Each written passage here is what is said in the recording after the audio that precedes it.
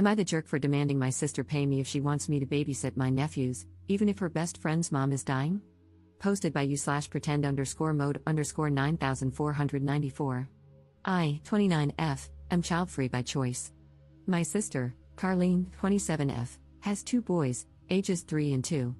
We live close to each other, and I've been in their lives since the beginning.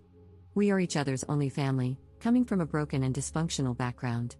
I love the boys, but they are a lot of work, especially on top of my career in social work and my personal reasons for not wanting kids of my own. I currently watch them /help out /babysit for about 10 to 20 hours a week, and it's becoming exhausting.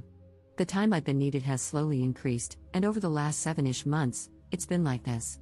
At first, it was Carlene looking for a part-time job, attending mandated courses to get unemployment, and occasional movie nights with friends, which I was okay with. Now, I spend most of my free time at their house. Lately, the reason has been that her best friend's mom is dying, and Carlene feels she needs to be there. She's a single mom, and I understand it's hard, but recently, I feel like she's using me, and I rarely see my fiancé as we both work shifts that change all the time. Sometimes, when she asks me to watch them and I have other plans, Carlene sends me a voice message of the boys crying, saying they miss me, guilt-tripping me, and implying it's a shame I care more about myself than them. She tells me she'd ask someone else if she had anyone else to turn to and says really hurtful things about me being selfish for wanting to enjoy date night when she has to choose between her kids and her best friend's dying mom. I could handle it if that were all, but now it's also affecting the next time we meet. When I get there, the house is a mess, there's nothing to eat, and it just happens to be the boys' bath day, or Carlene casually mentions that I need to pack a gym bag or something similar for them for the next day. These weird, extra tasks feel like obvious revenge. The first time this happened, I assumed she'd be grateful I helped where I could and that it wouldn't be an issue if I didn't have time to do everything. I was quickly proven wrong. Before she got home, she casually asked if I had done the extra tasks, and when I hadn't, at least not all of them, she suddenly had to stay out a little later. This happened a few times, and I'm ashamed to admit it took me too long to realize what was going on. I was just glad she was finally updating me on her estimated arrival time, something she usually never did. Another thing she does for what feels like revenge, though maybe it's just my exhaustion talking, is not preparing meals for the kids or even leaving money. When I go to the store, she promises to pay me back but, you guessed it, tries to guilt me into letting it slide. She's also failed to keep her word on things she promised, saying she doesn't want to do things for me if I can't help her with the boys. The excuses and backtracking start immediately if I don't do exactly what she wants. The latest example, I asked to borrow a dress for a wedding because I didn't want to buy one, and we had always shared clothes. She agreed, but 4 days before the wedding, I couldn't show up as fast as she wanted on short notice, so she told me I could forget about the dress. She said she'd forgotten she needed it herself. I had to panic buy one. Last month, she promised to pick me up after I dropped my car off for maintenance, but she didn't show up. I was stranded, and it took her 2.5 hours to answer her phone and finally get there. She even had the audacity to huff and puff about how inconvenient it was for her to pick me up. Sorry this is so long, but writing it all down has been mind-blowing. I can't believe what I've been putting up with. I'm such a doormat. So, yesterday, when she called desperately needing me to watch the boys for the evening, I told her I couldn't. When she started her usual tirade about me being selfish, I just snapped. I told her to shut up and listen. If she thought I was that horrible and selfish, she had 2 options: either stop relying on me so much and stop exposing her kids to my supposed selfishness, or I'd really start being selfish. I wouldn't watch them for free or again or do anything extra without being compensated. She hung up without saying anything. After I stopped shaking, I hate confrontation, as you can imagine, I started to panic. I feel like I just lost my last remaining family member. My fiancé said it was a long time coming and that I should have stood up for myself ages ago, but he's biased since he loves me. I don't really have time for proper friends outside of work colleagues, so I don't know who else to ask. Did I make the biggest mistake of my life? What if I never see my nephews again? What if I just stuck it out a bit longer and she'd eased up? Am I wrong for giving her that ultimatum? Edit. My 2 examples make it seem like I ask her for things or need her often, which I don't.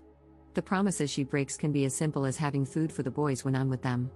The dress and leaving me without a ride are just specific events that were easier to explain, but I quickly realized they aren't accurate. Relevant comments. Commenter. Is there a reason the father of these children isn't helping take care of them? I can't imagine expecting a family member to step in and handle a significant portion of the parenting of my own children. If she wasn't prepared to be a parent, she shouldn't have had 2 children. Ops response. She got really angry at me when I asked about their dad whenever she was pregnant, and I just left it at that. She hasn't had a long-term boyfriend since high school, as far as I know. I don't even know if the kids have the same dad. I kind of doubt it due to their differences in skin tone and features. Commenter 2. If you think the boys are in an unsafe home, abuse, neglect, lack of food, call CPS. Ops response. I'm a mandated reporter due to my profession, and I've been trying to distance myself from the situation to assess whether I need to make the report. However, it's always so subtle, and she knows what to avoid doing and saying because she grew up with CPS. Commenter 3. You know that never seeing your nephews again is never going to happen. Your selfish sister has been taking advantage of you for too long, and to her, you standing up for yourself is just a temporary setback in her manipulations. The only way her behavior is going to change is when yours changes. You need to set clear boundaries and follow them with solid expectations of how you expect her to treat you. For example, guilt-tripping, name-calling, accusations, etc., need to end. If she tries any of these manipulative tactics, there should be clear consequences, and you need to follow through. If you tell her you can't babysit and she starts the guilt, tell her something like, "No babysitting for a month because of your behavior." Altering your behavior is the only way you can change hers. Oh, and all those times she needs to comfort her friend with a dying mother, you realize that's just BS. She wants free time away from the kids and is just trying to play on your empathy. Your sister is a class A jerk. Ops response. Thank you, I feel so stupid. I only realized the friend's mom thing was BS last week. I asked Carlene how she was doing, and she took a second too long to remember what I was talking about. Update 3 days later. A lot has happened. I'm trying to write concisely. During the first 24 hours after I gave her that ultimatum, I decided not to answer her calls or texts to let her cool down. She called 77 times and sent over 100 texts and voice messages. They were mostly just her calling me a horrible person who abandons her family. With my fiancé's help, I outlined a few rules for the future in case she comes to her senses and agrees to my terms. I wanted them ready, even though it seemed like she would never come around. My conditions included watching them up to 3 times in 2 weeks, for no more than 4 hours at a time. Meals needed to be provided. No bath time or bedtime. I wouldn't spend any money. I received messages from an unknown number accusing me of being a horrible sister because now they have to watch their mom die alone without Carlene there to comfort them. Based on my earlier suspicions and the language similarities, I believe it was my sister pretending to be her friend. I talked to my supervisor on Friday afternoon and asked for her opinion. I first asked if it was okay to discuss personal matters, and she was great about it. I don't work with children, and CPS has never been part of my work, so I wanted to double-check with someone more senior. We made a report together on Carlene. The supervisor said it was better to do so, especially now that things have escalated and she might retaliate against me by harming the boys, as she's clearly not about that. I'm probably going to give her next week to cool off before resuming contact, and depending on what the messages and voice messages say then, I might reach out. If they're as abusive as they are now, I probably won't respond at all. It makes me unbelievably upset, but I hope the boys will eventually have a more stable environment without me, as she's using them as pawns against me. My fiancé says hello and wants everyone to know he's here for me. He also wants to assure everyone that I'm not really that much of a doormat, just when it comes to Carlene, for some reason. I'm looking into counseling through my work since it's too expensive out of pocket. Thanks for the messages and the reality checks I obviously needed. For some reason, I became blind to my sister's behavior and was only concerned about losing the boys from my life. I'll probably update when or if I resume contact with my sister if people want to know how it goes. Additional info from Up. It's only Wednesday, and I just blocked her. I don't understand when she sleeps. I've been getting messages and calls every 2 to 4 hours since last week. I'm crying because it feels like I'm shutting my nephews out, but this is exhausting. My fiancé has been checking the messages twice a day to make sure there's nothing important in between. I haven't read any of them. It's just her calling me names and cursing at this point, not even coherent sentences. Still nothing on the CPS report. Relevant comments. Commenter. I suggest you and your fiancé have a discussion about whether or not you would take custody of the kids if it came to that. Your sister sounds like she may land herself in jail or decide to abandon her kids. It's better to be prepared for any possible outcomes, including CPS removing them from her care. Ops response. Oh wow, true. We definitely don't want kids, but if the alternative is foster care for them, we might have to take them in. I'll talk to my fiancé as soon as he gets home from work. Second update 1 week later. Boring update, but my fiancé unblocked Carlene for a few hours to see if she was still sending abusive messages, and she was. Nothing new there. CPS called and asked for more information, which I provided. They wanted specific dates and proof, so I sent them a lot of screenshots of messages with Carlene.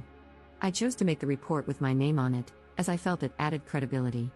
It also kind of felt like a punishment for waiting so long to make the report, meaning my sister could now know for sure that it was me who made it, and I'd face the consequences. I've had one Zoom appointment with a psychologist through my work. It's been great so far, and I already got homework on boundaries. It seems fast, but she said they're trained to move quickly since we usually get 5 visits, and there should be progress within that time. I haven't heard from Carlene or the kids, other than the abusive messages. I'm ashamed to say I've driven by the house a couple of times just to see if everything looks normal, and it does. I had a talk with my fiancé after a commenter suggested the kids might need to be removed from Carlene and asked if we were planning on fostering or anything if it came to that. We aren't, we don't want kids and have known that from the beginning. Day-to-day life as a family with kids sounds absolutely horrible. To be honest, there's nothing that appeals to us. We don't even want pets. We would become resentful and probably lose ourselves in the process if we went there. I don't know how much there is to update after this, maybe if contact resumes, but honestly, I'm afraid to send her anything. She's just insulting me, and I don't think she'd even really read what I wrote if I tried. Relevant comments. Commenter. Carlene's got some cracktivities going on.